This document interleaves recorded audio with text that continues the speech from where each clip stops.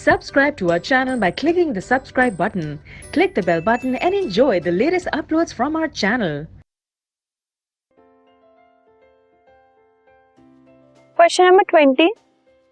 Give one example of a salt each which gives an aqueous solution with pH less than 7. हमें examples देने हैं एक salt के जिसका aqueous solution less than 7 pH they, equal to 7 pH दे और more than 7 pH दे. Less than 7 pH मतलब एक acidic solution they, equal to 7 मतलब एक neutral solution दे और more than 7 मतलब एक basic solution दे.